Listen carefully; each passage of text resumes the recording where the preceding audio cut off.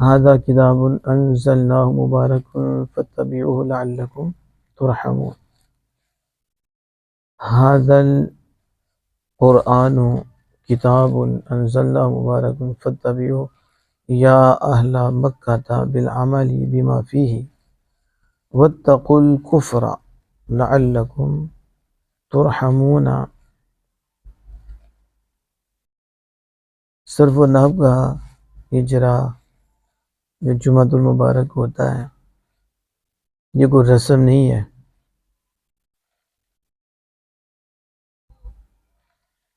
یہ قرآن و حدیث کے سمجھنے کے لیے ہوتا ہے، کسی کو دکھانے کے لیے نہیں، جیسے ایک فارمیلٹی پوری کرنی ہے تو بس خالی جگہ پر کی. پھر تو آپ اپنی زندگی پہ ظلم کر رہے ہیں نا. ایک لمحہ قیمتی ہوتا مومن کے، اور آپ کی زندگی بننی ہے تو بننی تو تب بھی ہے نا جب آپ نے اللہ کی رضا کے لیے پڑھنا ہے اور محنت کرنی ہے. اور جو محنت نہیں کرتا وہ کامیاب کیسے ہوتا؟ جس نے کوشش کی اس نے پایا، جس نے طلب کیا اس نے پایا. من طلب وجد، جس نے طلب کیا اس نے پایا. اور من وجد طلب، جس نے پایا اس نے بھی طلب کیا، اس نے بھی. پہلا ابتدائیوں کے لیے، دوسرا انتہائیوں کے لیے. جو انتہا پہ ہیں وہ بھی طلب کرتے ہیں اور ٹھیک ہے. جو ابتدا پہ ہیں ظاہر ہے انہوں نے بھی طلب ہی کرنا ہے، اور جدہ محنت کرنی ہے، کوشش کرنی ہے، پھر انہوں نے پا لینا ہے. تو جنہوں نے کوشش کر کے پایا پھر کوشش کر رہی ہیں، کیونکہ اس راہ کی تو انتہائی نہیں، ابتدائی بھی ہیں اور وہ بھی ہیں. لیکن جو محنت نہیں کرتا اس نے کیا پانا ہے؟ رٹا لگا لیا، سمجھا نہیں. تو سمجھانے کے لیے تو یہ اجرا ہوتا ہے، اس لیے اجرا کراتے ہیں، سمجھنے سمجھانے کے لیے ہوتا ہے نا. اسے انہیں عربی بولنی بھی آ جائے گی، عربی لکھنی آ جائے گی، اور عربی کلام کی یہ پہچان آ جائے گی، یہ صحیح ہے یہ غلط ہے، اس کا تعلق کیا ہے، ترجمہ کس طرح صحیح ہوگا، اس کا ترجمہ غلط ہے، یہ جو گفتگو لکھی ہے صحیح ہے یا نہیں. اب کلام خدا بندی ہے تو ترجمہ کیسے کریں گے؟ پھر حدیث مصطفیٰ ہے اس کا ترجمہ کیسے کریں گے؟ ظاہر ہے آپ یہ اجرا پہ محنت کریں گے، مطالعہ کریں گے، جو پڑھا ہے اس کو جاری کریں گے تو آگے چلے گا نا. اور کلام کوئی نہیں عربی کا، اور کوئی کتب نہیں. اتنی تفاسیر ہیں، اتنی حدیث پاک کی شروحات ہیں، پھر قرآن پاک کے حاشیے ہیں، پھر جو آپ نے کتب پڑھنی ہے آگے نور الرضا پڑھے ہیں تو اس کے حاشیے دیکھو کتنے ہیں، قدوری شریف کے حاشیے دیکھو، پھر ان کی شروحات دیکھو کتنی ہیں عربی میں، پھر فارسی میں. دوسری آگے کتابیں آپ نے پڑھنی ہے بڑی، پھر آپ نے فصاحت پہ پڑھنی ہے تو اس کے بھی حاشیے دیکھو، شروحات دیکھو عربی میں، فارسی میں. منطق پڑھنی ہے تو اس کی ہیں. تو جب آپ نے اجرا پہ محنت نہیں کرنی یہ جو اتنی، تو پھر آپ آگے کیا کریں گے؟ یہ 2-3 سال ہوتے ہیں جس میں محنت ہوتی ہے زیادہ. پھر آگے ہم نے تو اسی سے ہی رکھا ہے کہ بچہ 4تھے سال میں بھی پڑھا ہو، 5ویں سال میں بھی پڑھا ہو، اجرا اس کا بھی ہے، صرف و نہ سے اس کا تعلق نہ ٹوٹے، تاکہ جب وہ فارغ ہو تو صحیح تجربہ کار مدرس ہو. صرف یہ نہیں ہے کہ پھر اسے محنت کرنی پڑے کہ پیچھے سے بھول گیا، 6 سال تو میں نے صرف و نہ پڑھی ہی نہیں، چھوڑ دی ہے، یا 4 سال 5 سال سے میرا تعلق ہی نہیں رہا، پھر دوبارہ کتابوں کے ساتھ تعلق رکھ کے پھر محنت کر کے. تو اس طرح تو جب آپ محنت کریں گے تو پھر ہی ہوگا نا. تو اس کا طریقہ بھی بتایا تھا. تو آپس میں بیٹھ کے جب آپ تکرار کریں گے تو بڑی جلدی ہی اللہ پاک فضل فرما دے گا۔ تکرار سے بہت علم حاصل ہوتا ہے اور پھر بڑی دیر تک یاد رہتا ہے۔ بحث و تکرار، جھگڑا نہیں، علمی تکرار۔ العلم یزداد بالتکرار۔ حضرت علی مولا مشکل کشا شیر خدا رضی اللہ عنہ کا فرمان ہے، علم تکرار سے بڑھتا ہے۔ کس سے بڑھتا ہے؟ تکرار سے بڑھتا ہے۔ یہ تکرار نہیں ہوتا، جب آپ آپس میں کرتے ہیں، گفتگو کرتے ہیں، تو پھر ایک کہتا ہے صحیح ہے، دوسرا کہتا ہے نہیں، یہ دلیل دیتا ہے، وہ بھی دلیل دیتا ہے، پھر وہ گفتگو کرتے ہیں نہیں آپ کی دلیل ٹھیک ہی نہیں، یہ یہاں فٹ آتی ہی نہیں، یہ قاعدہ یہاں فٹ نہیں آتا، یہ آتا ہے دونوں، پھر اسے یاد رہتا ہے، وہ 6 سال 10 سال بعد بھی کہتا ہاں اس موقع پہ اس مسئلہ پہ اور اس قاعدے پہ ہماری گفتگو ہوئی تھی تو ہم اس نتیجے پہ پہنچے تھے، بولا تب بھی اسے یاد ہے۔ یہ مدینۃ العلم ہے جو فرما رہی ہے، العلم یزداد بالتکرار۔ کوشش کرو، ذوق پیدا کرو اپنے اندر، شوق پیدا کرو۔ جس دور سے میں گزرے ہیں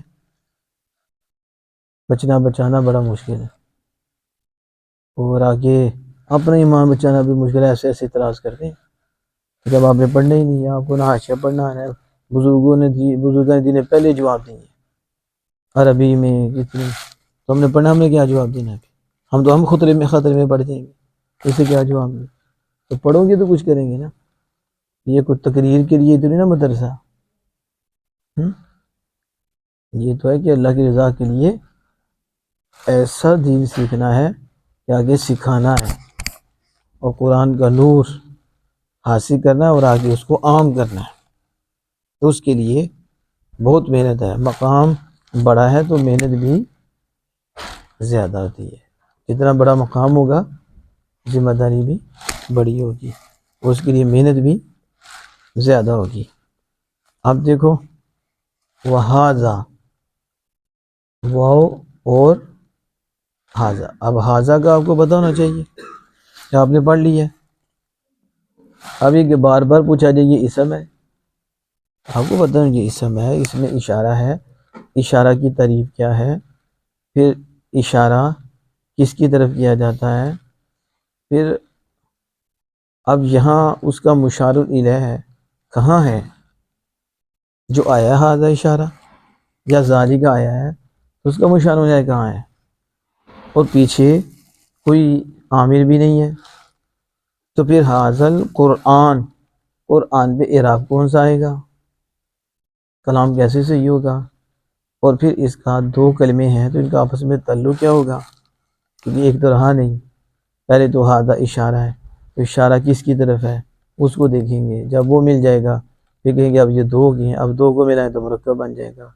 جب مرکب بنے گا تو پھر مرکب کی بھی 2 قسمیں ہو جائیں گی، اب یہ کون سا مرکب ہے، پھر اس حوالے سے پھر اس کے اوپر اعراب کون سا آئے گا، حاذا پہ آنا نہیں کیونکہ یہ مبنی ہے، مبنی پہ اعراب نہیں آتا، وہ محلی ہوتا ہے، اب آگے القرآن ہے تو یہ مبنی نہیں ہے، یہ جو گفتگو ہوتی ہے ہماری لمبی گفتگو ہوتی ہے، نتیجتاً تو یہ مورب اس میں متمکن بنتا ہے تو پھر اس پہ تو اعراب آتا ہے، چینجنگ ہوتی ہے، تو ادھر پھر عامل کون سا ہے یا چینجنگ ہوگی، کیسے عبارت ٹھیک ہوگی، اس کے لیے آپ اتنی محنت کرتے ہو اور پڑھتے ہو کہ آپ کو یہ پتہ چلے کہ اس کے آخر میں اعراب آتا ہے یا نہیں آتا، ٹھیک ہے، پھر اس کے ایک کلمے چینجنگ ہی ہوتی ہیں، تو یہ کیسی ہوتی ہیں، عامل معمول یا پڑھتے ہیں، اور مورب مبنی، پھر اس میں فعل حرف کی پہچان یا آپ نے دیکھنی ہوتی ہے،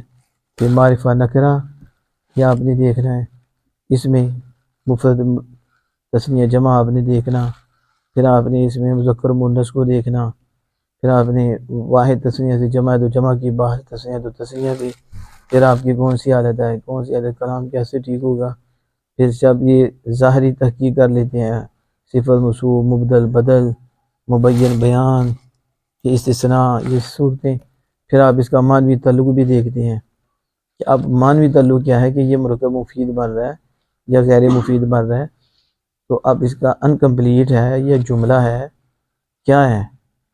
تو پھر ہی جا کر یہ سلسلہ ہوتا ہے نا. تو یہ کوئی آسان تو نہیں ہے کہ آپ کو پلیٹ میں رکھ دیں گے تو آپ جو ہے نا کھا لیں گے تو سارا کچھ ہو جائے گا.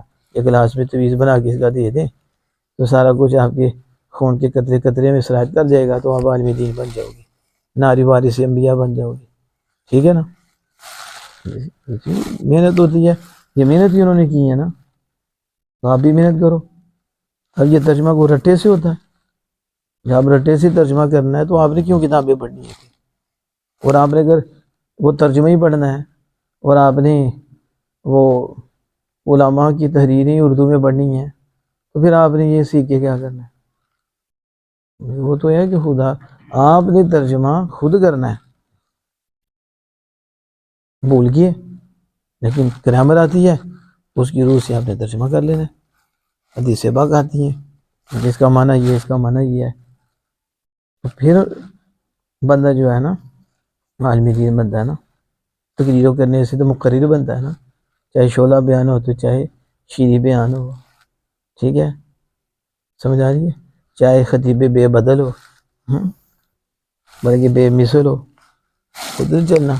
مدرس بھی بے بدل سنتی ہو اوپر، ادھر خطیب بھی بے بدل آئیں گے، بے مثل آئیں گے. تو دیکھو وہذا، اب ہاذا آیا، اس سے پہلے واو آئی، اور ہاذا یہ اشارہ تھا نا. تو اشارہ تو ہوتا ہے اس چیز کی طرف جو محسوس کی جاتی ہے اور دیکھی جاتی ہے، ایسے ہی ہے نا. احساس ہوتا ہے، دیکھی جاتی ہے، اس کی طرف اشارہ ہوتا ہے. اور جو مجازی ہوتا ہے اس میں یہ نہیں ہوتا کہ وہ چیز دیکھی جائے، وہ ذہن میں بھی ہوتا ہے. کیا ہوتا ہے؟ ذہن میں ہوتا ہے، تو اس کی طرف اشارہ کر دیا جاتا ہے. تو جو سامنے ہے تو پھر وہ سامنے. ابھی کہا ہاذا، یہ انگلی کے ساتھ اشارہ کیا نا، لفظ ہاذا استعمال کیا، تو اب یہ نظر آ رہی ہے نا، تو محسوس ہے. یہ مشار الیہ ہیں جن کی طرف اشارہ کیا گیا ہے. اب جہاں ہاذا ہے، جب ہاذا آیا تو اب آپ کو سوچنا چاہیے کہ مشار الیہ کیا ہے. یا ہاذا کتاب میں کتاب مشار الیہ ہے. تو اب وہ کہتے ہیں جی ہاں یہ مشار الیہ کہاں ہے؟ یہ مشار الیہ تو نہیں نا کہ کتاب کو کہہ دیا جائے یہ مشار الیہ، ہاذا کتاب، یہ کتاب ہے. اب پوچھیں یہ کیا ہے؟ کیا پوچھیں؟ وہ جو یہ ہے نا جس کی طرف اشارہ ہے وہ مبہم ہے. وہ کیا ہے؟ کیونکہ آپ نے پڑھا جو اشارات ہیں یہ مبہمات ہیں. کیا ہے؟ وہ جو موصولات ہیں وہ بھی کیا ہیں؟ مبہمات ہیں. اور اب مبہمات پوچھا جائے تو ہو سکتا ہے کچھ جو ہے نا سم بکمن ہو جائیں. ٹھیک ہے، یون تو نہیں کہتا، وہ تو دیکھ رہے ہو مجھے. ٹھیک ہے، باقی مجھے کیا پتا سن رہی ہیں کیا کر رہی ہیں. ناری منہ بند، کان میں اندر روئی بھی آ سکتی ہے، لیکن دیکھتے رہے ہو نا تو یون نہیں کہتے.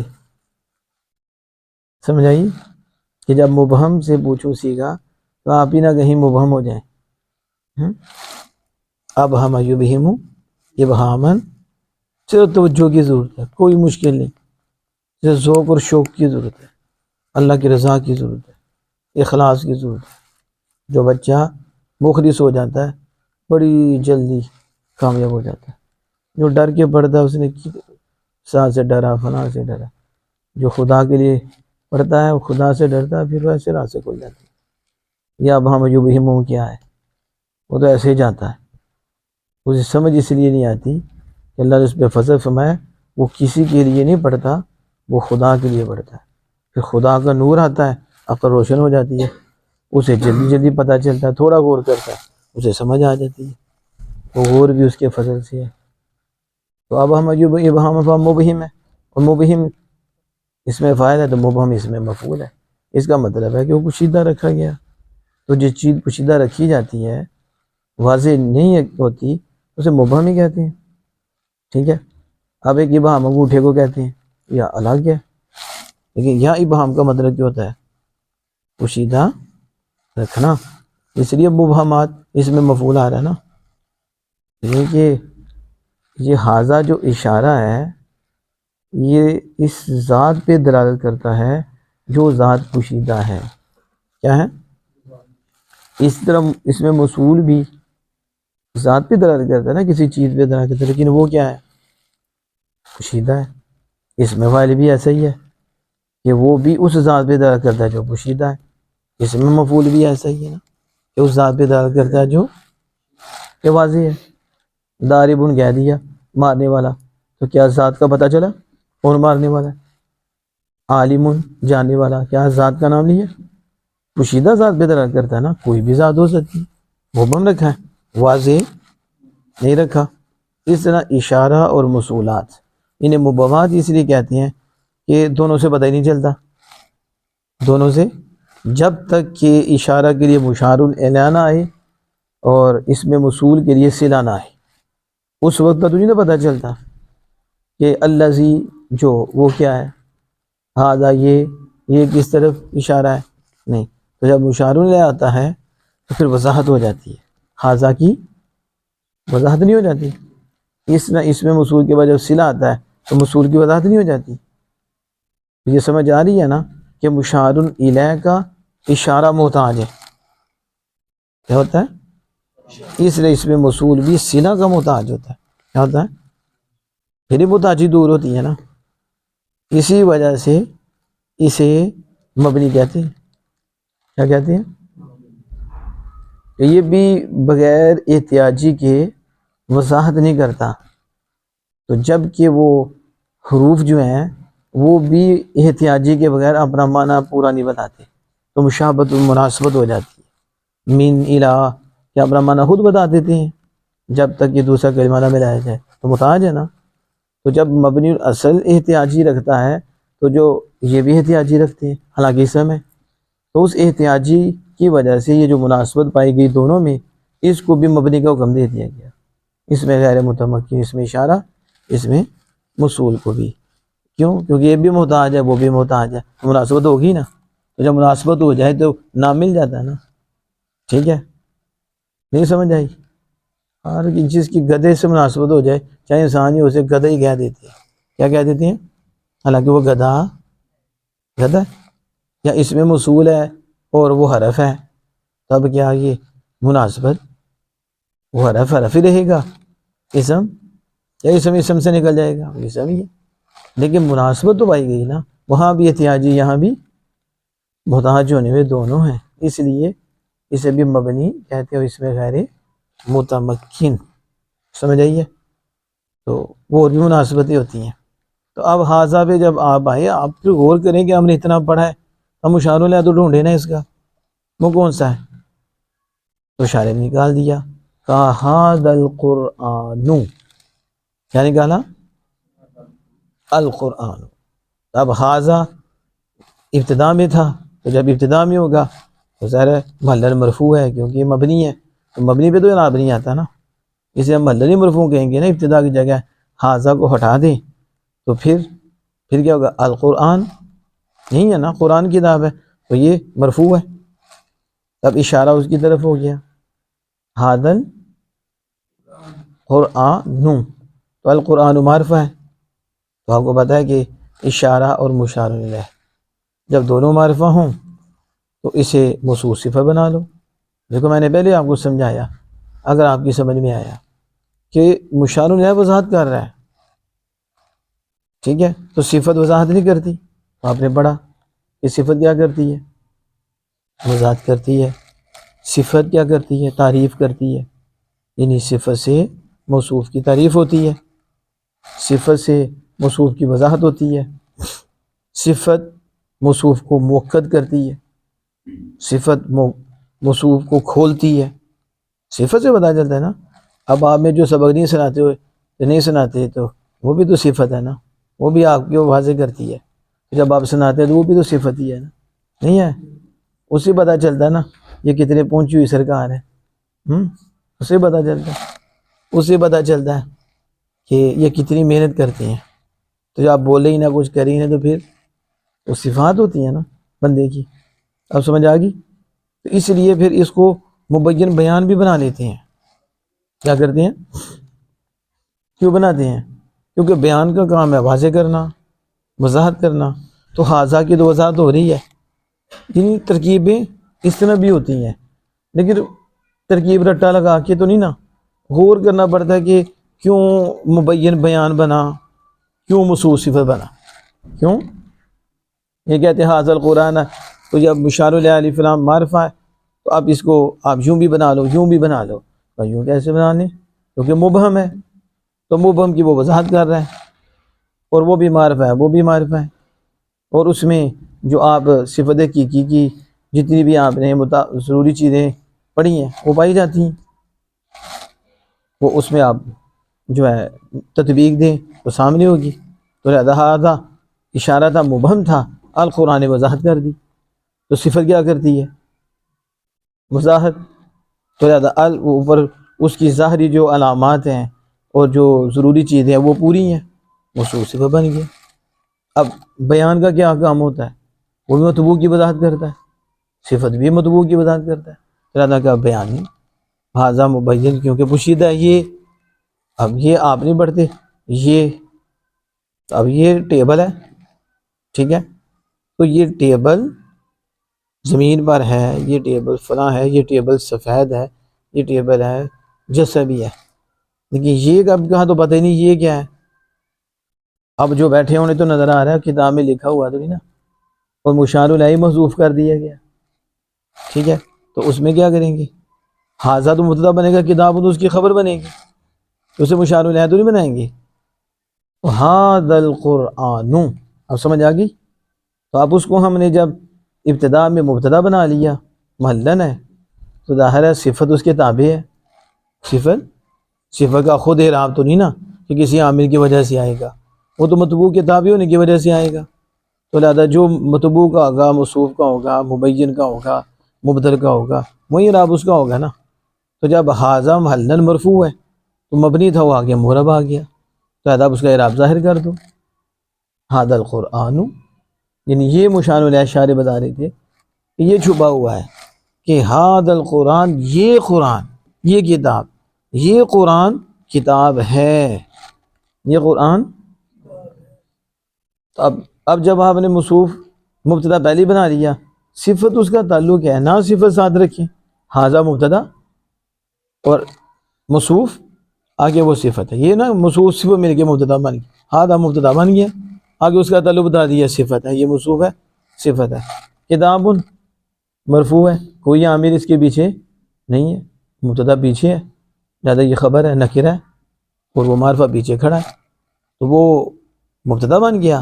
اور کتاب مرفوع ہے بسبب ابتدا، ابتدا ہی ہے نا، ابتدا نہیں رفع دیا اس کو بھی. ادھر محلی تھا، ادھر محلی نہیں ہے، ادھر لفظی ہے، پہلی قسم اس کی آ رہی ہے اس میں متمکن کی. تو یہ قرآن کتاب ہے، جملہ نہیں ہو گیا. وہ کتاب ہم نے اس کو اتارا، ہم نے، یہی ہے نا ھذا کتاب ان. ایک تو یہ ہوگا یہ قرآن کتاب ہے، لیکن کیسی کتاب ہے؟ کیا اس کتاب کو کس نے اتارا؟ بولو، اونچی بولو نا. ہم نے. تو کتاب کی ڈیفینیشن ہوئی کہ نہیں؟ پہلے کہا یہ قرآن کیا ہے، ایک تو یہ کی وضاحت فرمائی کہ یہ کتاب ہے، لیکن یہ کیا کہ قرآن ہے، کہ کتاب قرآن کتاب ہے، یہ قرآن کتاب ہے. اب کتاب کس کی ہے، کیسی؟ ہم نے اس کو اتارا، تو کتاب کی ڈیفینیشن ہوئی. تو کتاب نکرہ ہے، نکرہ ہے کہ نہیں؟ تو جملہ بھی نکرے کیوں کمی ہوتا ہے؟ جملہ کس کیوں کمی ہوتا ہے؟ بتاؤ، فضائل صاحب کو پوچھو. اور مبنیات